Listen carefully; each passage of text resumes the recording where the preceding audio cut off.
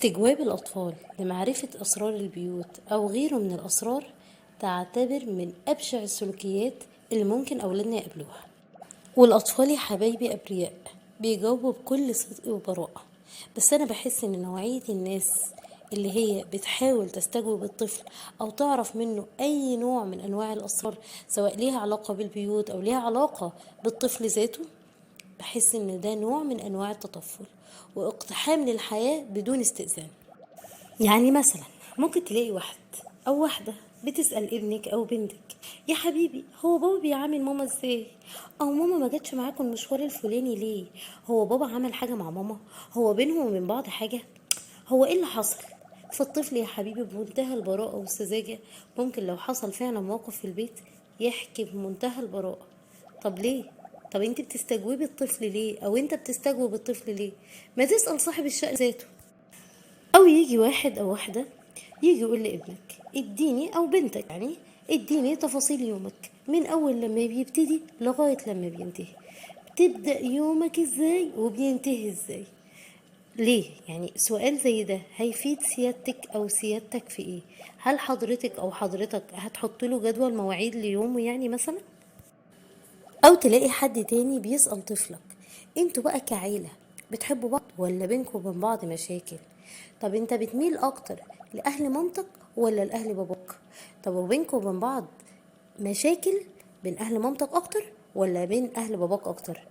طيب سؤال برضو زي ده هيفيد سيادتك او سيادتك في ايه؟ هل هتحلوا مشاكلنا مثلا لما تعرفوا اجابة الاسئلة دي؟ وغيره من الأسئلة اللي ممكن تحط ابنك أو بنتك في موقف محرج، على الرغم ان في منهم كتير جدا عارفين ان هو ما ينفعش ان هم يجاوبوا على الأسئلة دي، بس ممكن يكون صاحب السؤال شخص قريب لقلبهم، شخص هم بيحترموه، مش بيحبوا يحرجوا حد، فيضطروا ان هم يجاوبوا على الأسئلة اللي هي متوجهة لهم.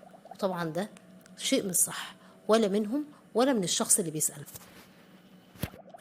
علشان كده لازم نعلم أولادنا على أهمية عدم إفشاء أسرار البيوت، وقد إيه مهم إن احنا نحافظ على سر بيتنا أو سر ليه علاقة بحياتك انت. ما ينفعش إن انت تحت أي ضغط إن انت تفشي سر انت مش عايز تقوله.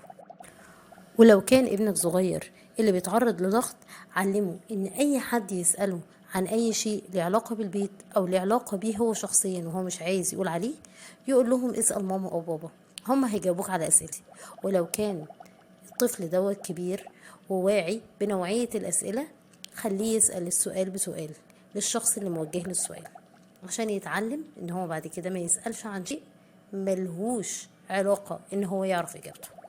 اما بقى بالنسبة للشخص اللي بيستجوب الطفل، اتمنى ان هو يبطل العادة ديت، لانك انت مش هتستفيد شيء من اجابات الطفل غير ان انت بتعلم الطفل دوت عادة سيئة، بتعلمه ان هو يفشي اسرار بيته، وده شيء مش صح. يا ريت يا ريت نبطل عادة استجواب الاطفال او حتى الكبار، لان بجد ده فضول وتطفل واقتحام للحياة بدون استئذان. يا ريت نبطل العادة ديت.